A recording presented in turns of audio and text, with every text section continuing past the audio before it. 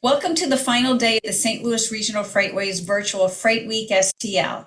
I'm Mary Lamy, Executive Vice President of Multimodal Enterprises for Bi-State Development, which includes the St. Louis Regional Freightway as one of its enterprises. FreightWeekSTL is being held in partnership with the Inland Marine Expo hosted in downtown St. Louis. Yesterday's panel discussion focused on the importance of reconstruction and adding capacity to Missouri's statewide I-70 corridor, with input from a manufacturer that depends on the corridor for its domestic and global distribution, and highlighting a new partnership between the St. Louis Regional Freightway and KC Smartport to help elevate awareness of the significance of the freight corridor. Today, we'll wrap up FreightWeekSTL with a discussion led by the author of the latest study on the economic impact of Illinois Route 3 east of St. Louis, and discover how the 60-mile corridor has become a nationally significant heavy industrial corridor, which also gaining insight on how international business trends are affecting the site selection trends. First, we'd like to thank our sponsors, starting with our presenting sponsors that include Burns McDonald, Castle Contracting, Ameren, Illinois, the Jerry Costello Group, and Crawford Murphy Tilley. Our supporting sponsors are the Boeing Center, Design 9, and the Hauser Group. Our associate sponsors for this year include the Southern Illinois Builders Association and Southern Illinois Construction Advancement Program, Terracon, and CDI. Our panels include our moderator, Rasmussen, CEO and Managing Principal of Steadfast City Economic and Community Partners, former Illinois State Senator James Claiborne, founding partner with Claiborne and Wagner, and Paulina San Milan, Vice President, Business Development with Intersect Illinois. So welcome everyone. We're going to ask that each of you start to introduce yourself and your organization. Doug, we'll start with you. And again, you are the CEO and Managing Principal of Steadfast City. You have more than 20 years of experience in the transportation and logistics industries. You also have an expertise in real estate and the entertainment industries as an economic development professional. Doug, tell us a little bit more about you and the work with Steadfast. Well, thanks, Mary. So yes, I'm Doug Rasmussen. I'm the founder, CEO, managing principal of Steadfast City Economic and Community Partners. We're a St. Louis-based economic and community development and nonprofit consulting firm. We also have employees in the state of New York and then 2 in the state of Ohio as well. We work with businesses and real estate developers on site selection and securing economic incentives. We also work with communities and economic development organizations and corporations to help them reposition real estate and work on economic and community development strategy. We also work with nonprofits in securing new market tax credits for community facilities and doing fund development and grant writing. Happy to be here. All righty, well, thank you. Turning now to former Senator James Claiborne, a founding partner with Claiborne and Wagner. I've worked with Jim for a number of years, and not only is he an advocate for infrastructure investment, he has been responsible for bringing a tremendous amount of infrastructure investment to Southwestern Illinois. Welcome, Senator Claiborne. Thank you, Mary. I'm happy to be here. James Claiborne, founder and managing partner of Claiborne and Wagner. In my previous years, I was a state senator in Illinois, and I helped develop and sponsored a significant amount of legislation that actually was signed into law, became law, dealing with creating public-private partnerships with the state of Illinois and geared more towards redeveloping environmentally challenged land in legislation called the River's Edge. In my experience as a lawyer, I've also represented municipalities with redevelopment agreements. I was the sponsor of the new market tax credits in the state of Illinois and have been involved with economic development through my firm and representing developers as well as governmental entities. Glad to be here, Mary. Welcome, and thanks for joining us. Next up is Paulina. She is the Vice President of Business Development at Intersect Illinois, the state's private sector business recruitment organization. She oversees projects and develops strategies to market the state of Illinois, attracts opportunities, and responds to projects. Paulina, please introduce yourself and tell us a little bit more about Intersect Illinois. Hi, thank you, Mary. Thank you for inviting me. I've been in economic development my entire really career, about 15 years, 8 of those focused in business recruitment. First for the state of New Mexico, a little bit with site selection, consulting, New Knight Frank, and now with Intersect Illinois, about to be 5 years. Intersect Illinois was created in 2016. It is the only kind of official public-private partnership for the state of Illinois, focusing in recruiting companies to the state. So that's our only focus. We work with communities all around Illinois, and also, with any company that's looking to relocate here. All our services are free of charge. All right, very good. Well, I'm going to turn this over to our moderator, Doug, and the author of the Illinois Route 3 Economic Impact Study. All right, thank you, Mary. Good afternoon, Paulina and James. Appreciate all of you being here. So I was asked to moderate today's session because Steadfast City Economic and Community Partners, as Mary mentioned, just recently completed a study of the Illinois Route 3 corridor, which is a 60-mile corridor that runs from Waterloo, Illinois to Godfrey, Illinois, in the Metro East Illinois area of the St. Louis metropolitan region. The study reveals that the corridor has an extremely high concentration of manufacturing and warehousing businesses and employment in those businesses, vis-a-vis state, regional, and the national average. Additionally, the Route 3 area offers extensive logistical connections via road, rail, air, barge, and it brings with it as well heavy power, infrastructure, and supportive communities who are ideally suited for manufacturing and heavy industry. The corridor as it sits today is dotted with steel mills, warehouses, soap and chemical plants, fuel blending and production facilities, both gas and ethanol, aerospace manufacturing, animal feed companies, and many other concentrations. These concentrations and logistical connections make it a unique asset in the Midwest from a site selection point of view. In fact, our firm does a lot of work throughout the country and in the Midwest, and we really view this as a premier heavy industry and warehousing corridor with unique advantages.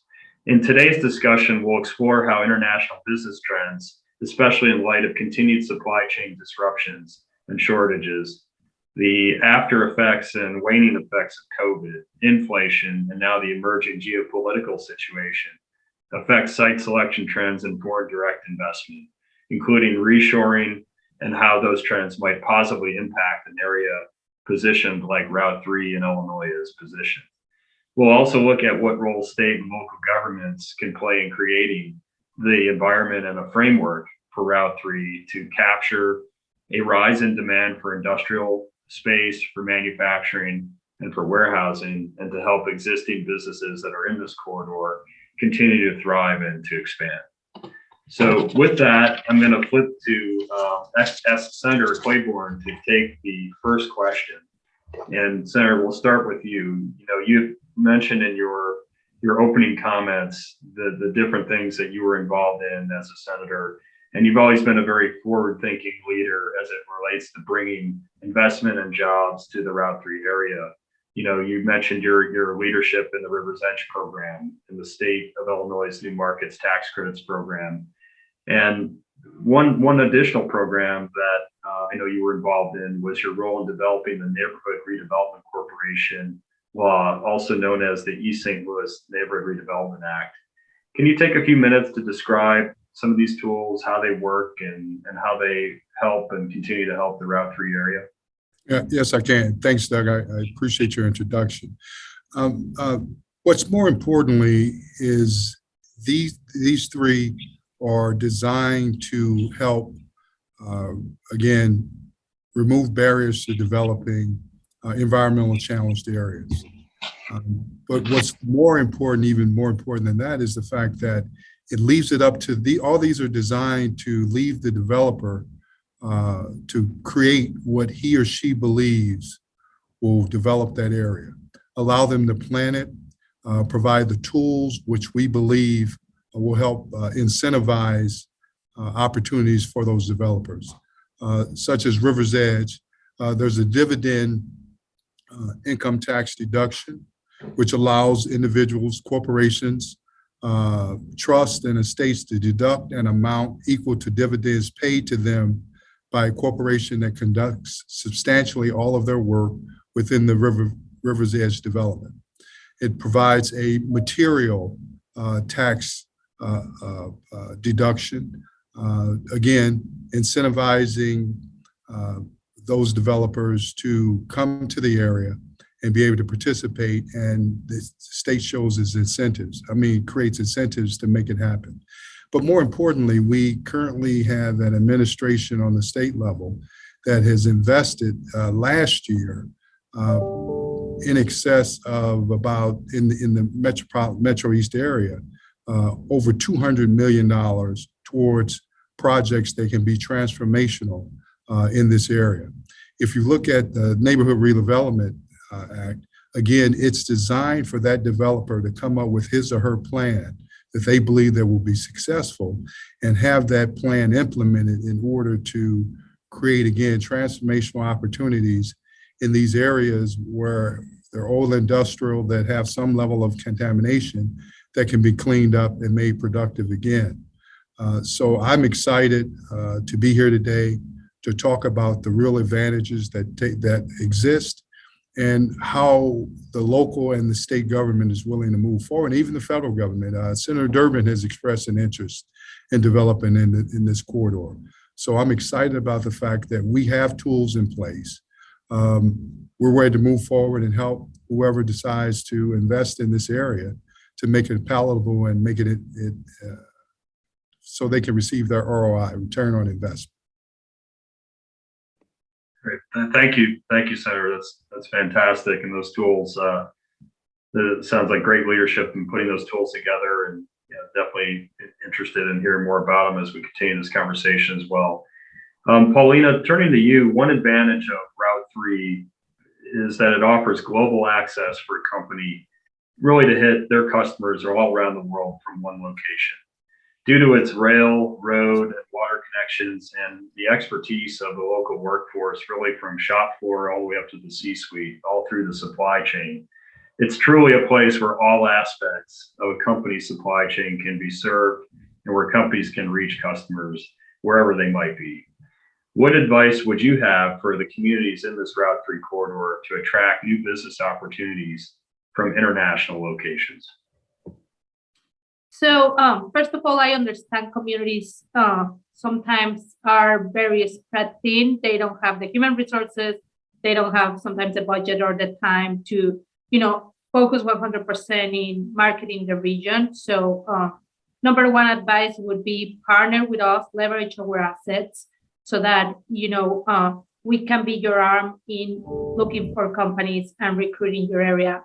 For us to learn more about Route 3 and the assets, it's great. And then for communities, our ask would be make sure that you develop your community, because we need that tool to market, right? So for instance, site development is very important. A company would not locate in your area if there's no site for them to locate, right? If you don't have a product. So it's important for communities to have their top 3 sites that are marketable and understand everything that needs to be done, from site due diligence to studies to anything to get it as much as possible to site readiness. And after that, we have a database of real estate sites in our website. So make sure you enter that site. So whenever a company goes to our website or we get projects that we can market. Yeah, absolutely. I think site readiness is, and the ability to let, the world, and certainly let Intersect Illinois, who's marketing Illinois to the world, know what's available is a key. And then obviously, even for sites that are not, ready to go, some of the tools that the senator has mentioned are really designed to help get those sites ready, right? To show kind of a, almost like a manual or a handbook in terms of how you would go from point A to point B to get a ready property or a property that could easily be ready, and being able to really understand and discuss those steps for a site selector, who overall might be looking at a property for its underlying and intrinsic value as it goes to logistics and location is key. So absolutely, that's great. Senator, And Doug, I was going to mention, yeah, please. Lena, Yep. Doug's office has done a rail study to identify sites that aren't quite developer ready. And that's where we appreciate your comments as far as how communities should work together to elevate those sites to have them be developer ready. And that's where we're hoping, with all the comments that we received from you and Senator Claiborne today, that these comments are kind of like the catalyst to elevate these efforts that Doug's office has done that really spotlight the strengths of the Route 3 corridor. Yeah, absolutely. I think the Route 3 corridor has a lot of great property available, but it's also got some tremendous opportunities because of its logistical connections and because of the railroads that are really interspersed all through this area. So definitely agree with that. Senator Claiborne, going back to you in terms of, what the role of state and local government, what continued role would you see for state and local governments in incentivizing and attracting new development in Route 3 and helping existing companies expand? Are there additional tools that can be brought to bear, for example, to help with reducing property taxes, for example? Well, and I didn't touch on them all, Doug, and I appreciate you raising that issue again. And in River's Edge, there is a tax abatement that can be utilized for purposes of trying to eliminate or alleviate some of the concerns about property taxes. There's a great incentive also in River's Edge that focuses on the lenders, and it allows the lenders to it's an interest income deduction that allows financial corporations to deduct an amount equal to 25% of the project's qualified rehabilitation expenses. Again, in this legislation, or the law now, we tried to touch on private investment. We tried to deal with the lenders to give them an incentive to create greater opportunities in these underserved and environmentally challenged areas. And also you raised something about the property taxes. There's also a sales tax exemption, and there's also a benefit from a historic tax credit as well. And with the NRC, again, you have the ability to be the conduit for development based upon controlling a certain area of land, with the ability to design you put it in writing, but to design a picture or write your story of how successful this land can be utilized and to be productive again, to create jobs and stimulate the economy. I was going to comment as far as, Senator, I appreciate your comments as far as these tools that are there right now. And I think the takeaway we're going to have is the playbook is there. We just need to get it and then basically combine it with all the efforts that we've done so that when we tell that story, that I think at times are overlooked on the great strengths that we have along this corridor, but the playbook's there. And that's where, with the comments that both you and Paulina are sharing today, that's where we really want to capitalize on that. And with that said, Mary, it's the playbook's there and it's designed for those developers to come in and be as creative as they can be to be able to utilize what's already existing and to move it forward and again create a productive land, a productive business corridor that can be transformational for the area as well as for the developer and the companies. One thing I saw recently in the Kiplinger report actually was a stat that in 2021, 180,000 jobs had reshored from overseas to the U.S. and that several Midwestern states were kind of got 10%, like 10% cut of those jobs or more. And, the Route 3 offering such tremendous logistical land, infrastructure, and community elements for heavy industry in particular, with, showing it as an asset unlike any other corridor in the Midwest. To me, it seems like that in and of itself could help attract a lot of the demand and jobs. But Senator, your experience, obviously, as a former state senator, you worked a lot in these communities. You understand, the tools. You understand how these communities work. But is there something further that could be done to contribute to successfully landing these jobs and these investments. For example, collaboration or anything kind of that you're seeing or that you saw in your experience that would really be extra meaningful in terms of sort of kind of winning the deal, if you will. We have a strong relationship and collaboration from having the majority whip of the U.S. Senate to local mayors, county chairmen, your state legislators who've all been involved with moving development forward to impact the Metro East.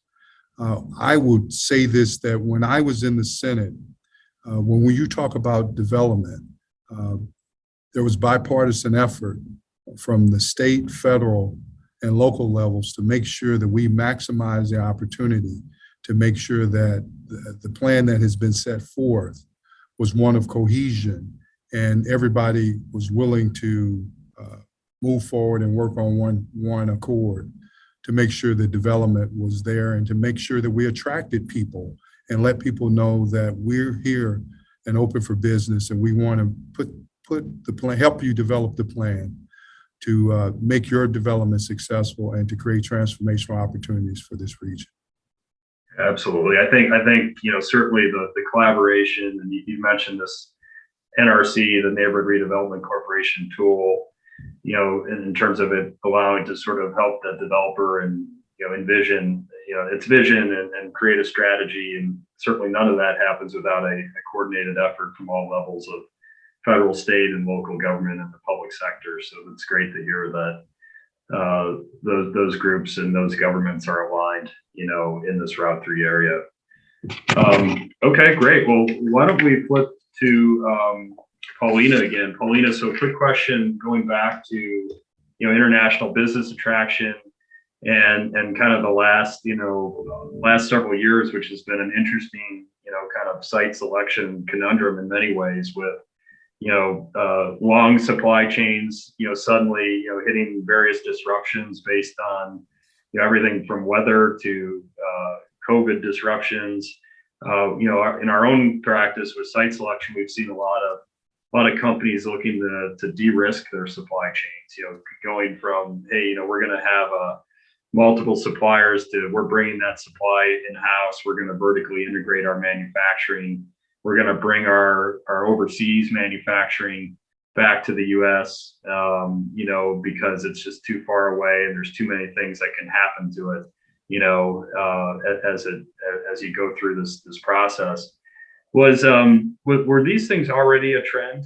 Have you seen, is this a continuation, or are you seeing additional types of opportunities further accelerate as it goes to supply chain and let's say the increasing inflation situation, or even the emerging war in Ukraine and things going on in Europe? What are you seeing lately in terms of international businesses and kind of how they're approaching the state of Illinois? Thank you, Doug. So at the beginning of COVID, we really slowed down for like a month, and then we start getting kind of a flow of projects again. The first one, of course, in the life science industry, looking for masks, globes, even vaccine storage. That was kind of initial kind of COVID response in life science. I think life science is transforming from that COVID uptick to a more steady trend that's going to be very important moving forward. And it's going to change from, COVID response to it changing to gene and cell therapy, and not only the research that's being done right now, but manufacturing, bio manufacturing in that area. So in terms of life science, it's changing towards that, and it's trending that way. Manufacturing, we're seeing steel and moving towards, we want steel in the US because of tariffs. It started, but something that they wanted. And another industry we're seeing now, it's semiconductor industry. So we saw it, a push from the federal level. We're seeing, of course, the supply chain in semiconductors, and the shortage of that affects cars, cell phones, computers. It really affects several areas and several industries. So, legislation in Illinois just passed the micro bill that incentivizes companies in Illinois that manufacture semiconductor industry microchips and their components. So I believe Illinois has a good advantage in this area, and we just saw a project in that area, and we believe there's going to be more projects from companies located here. In terms of Ukraine, we haven't seen anything right now as a response from our foreign projects. We start hearing a little bit from site selection consultants about inflation. Some of the consultants have seen some of the projects go on hold. Others haven't seen anything, but they are mentioning right now, some of the prices and the cost of developing a facility, it's going increasing, and it is too expensive. So I think there will potentially be a play for areas that offer a lower cost. We may see some projects on hold, and some may not be able to hold because they already hold 2 years due to COVID.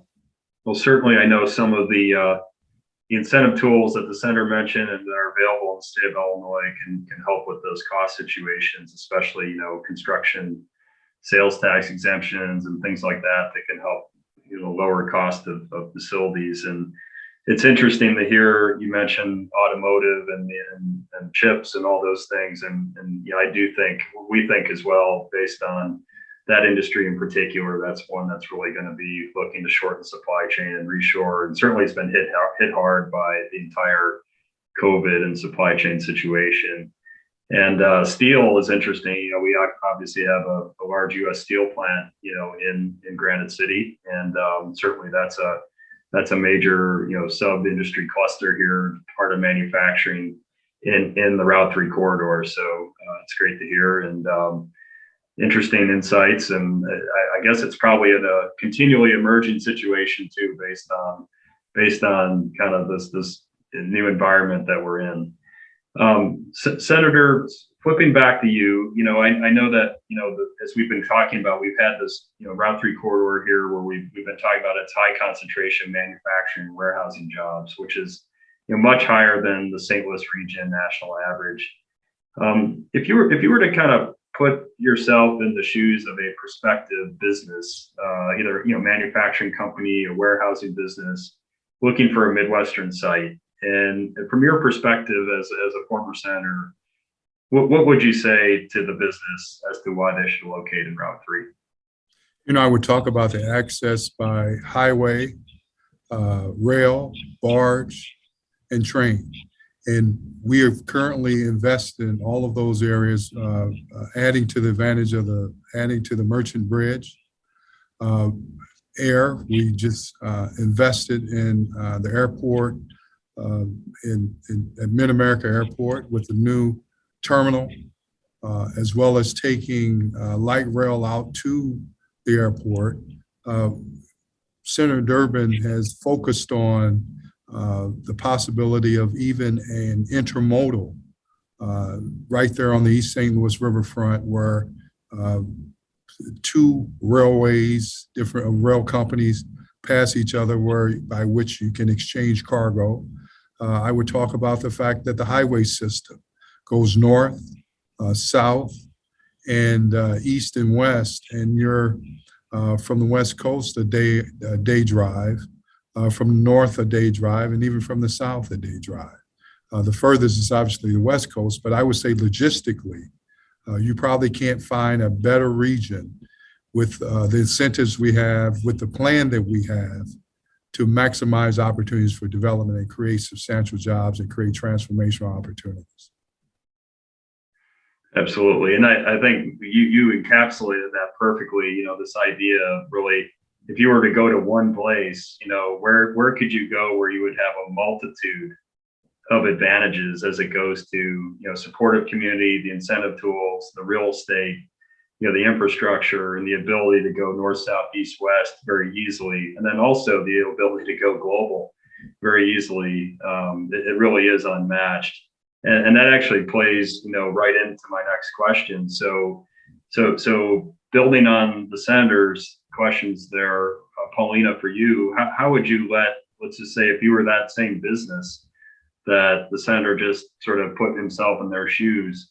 But now you're in your role as a economic developer, attracting companies to this area.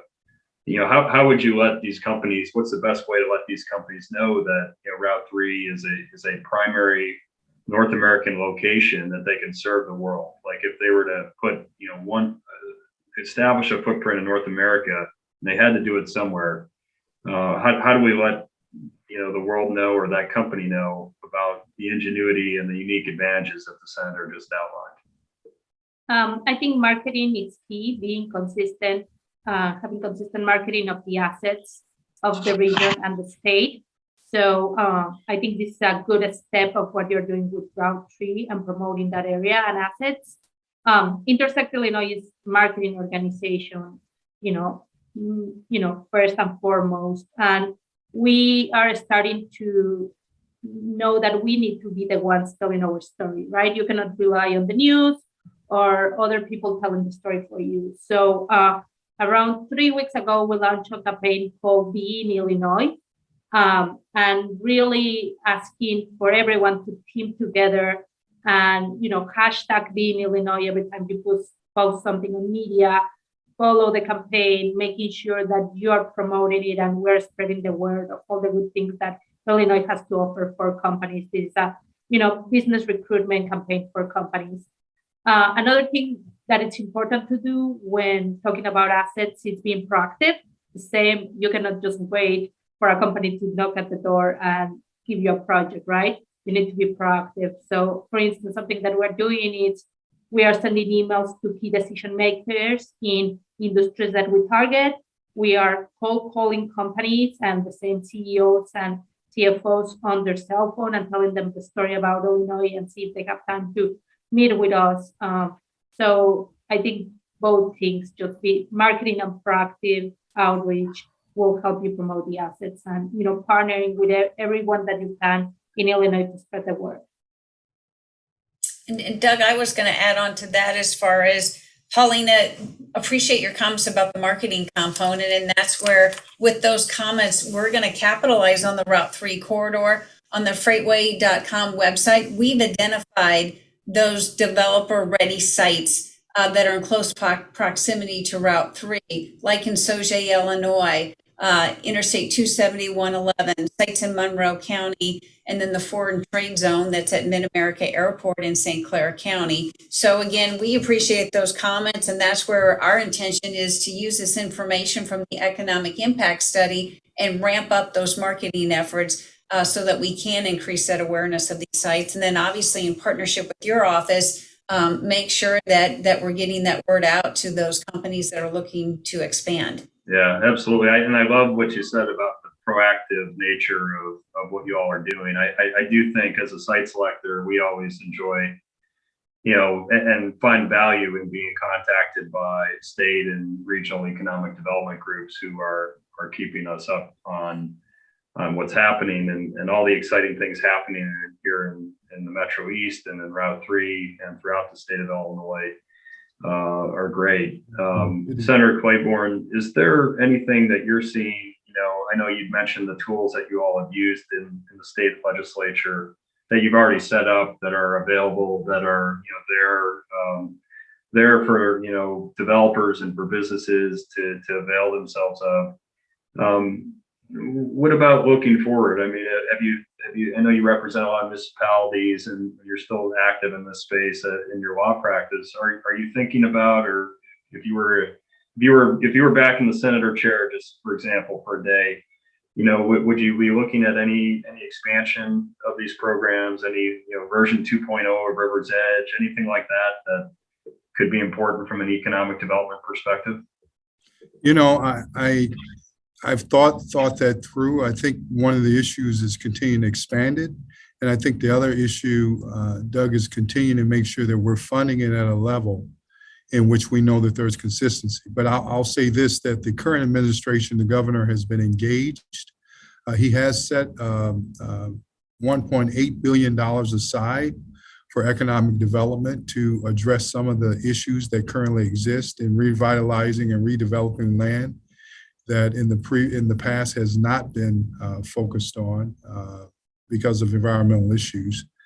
But I think the key point that you touch on mostly is that there is an engaged administration at this point in time that's willing to go above and beyond these incentives and to put money on the table to make sure, and resources on the table to make sure that these projects can come to fruition.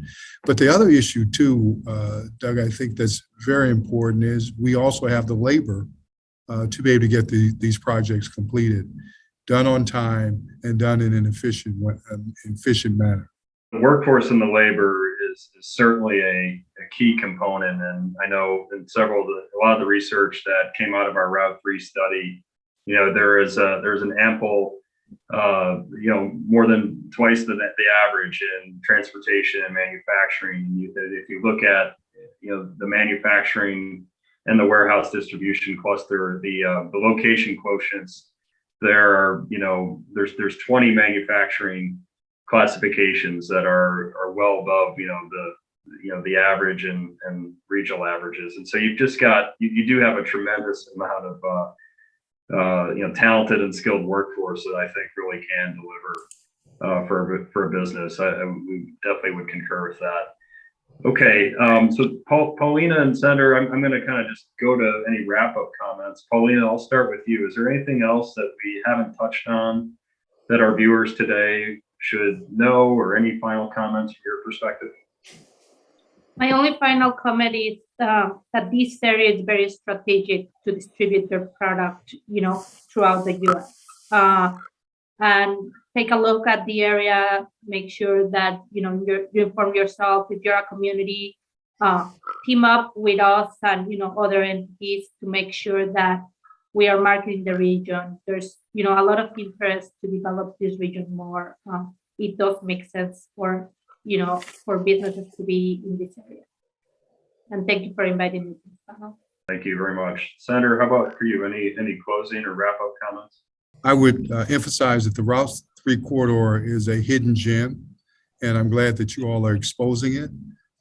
Again, I reemphasize the fact that I know that this is a regional effort in terms of support and creating transformational opportunities through our incentives, through the support of the local, state, and federal government officials, and more so than anything, again, for that developer to come in and create a plan that he or she envisions, and they would have the support to make it become reality. So great comments from you both. Just to kind of wrap up here before I turn it over to Mary, the Route 3 corridor is a very unique 60-mile corridor that really provides global access from one location. It's optimized for manufacturing, logistics. It offers a highly skilled workforce really throughout a supply chain of any one company, from the shop floor to the C-suite. And it offers just tremendous logistical connections. It's really a corridor that's unlike any other corridor in the Midwest. And then, as we all heard here today from the Senator and from Paulina, you've got a very supportive state government, a very supportive and aligned state, federal, and local government. And then through the tools that have been created, you've got the ability to effectuate a development through the incentives and some of these special tools that can really help make sites that are available attractive, and then help unlock the last few missing pieces for sites that are near development ready. So it's really an exciting time. I think this corridor is extremely well positioned to continue to thrive and grow and add jobs and investment, and the communities in this region and the state and local governments are aligned and are open for business. So definitely an exciting time here in the Route 3 corridor. Mary, with that, I'll turn it over to you. And again, Senator and Paulina, thank you so much for your time. I really enjoyed the discussion. Thank you, Doug. Thanks, Mary. Thank you. Alrighty. Excellent job, Doug. I guess my final comments is I think this is a call to action. We've talked about how we do have sites that are developer ready, that are in close proximity to this corridor. And that's where we're going to continue to ramp up our story, utilizing this information from the study. But more importantly, the call to action are the sites that aren't quite developer ready. And that is, I can't think of a better time to start working with those community leaders and try and find ways that we could really maximize the tools that Senator Claiborne talked about in regards to the incentives. We have the economic study that shows we have the metrics that support that this is one of the best locations in the nation. We have the labor, we have the geographic advantage and the infrastructure all in place. So we appreciate all of your comments and look forward to working with all of you as we move forward with some of the neat projects that we have scheduled along this alignment. So again, thank you to the three of you. Today's discussion provided some great insight that will be helpful as the Freightway continues to promote the Route 3 corridor and its incredible concentration of industrial, warehousing, and distribution opportunities that make it a location that's great for existing businesses and future industrial site selection and economic growth. On our final day, I'd like to thank all of our panelists who teamed up with us to ensure we were delivering the most relevant and timely topics in the logistics industry and providing content of value for the forward thinkers who are shaping the future of the freight industry and recognize FreightWeekSTL as a significant industry event. Also want to thank all the bi-state development staff and our consultants for your work and excellence for Freight Week. And I'd also like to give a final thank you to our sponsors. Their support makes it possible for us to continue to deliver the great content that is the hallmark of this annual conference.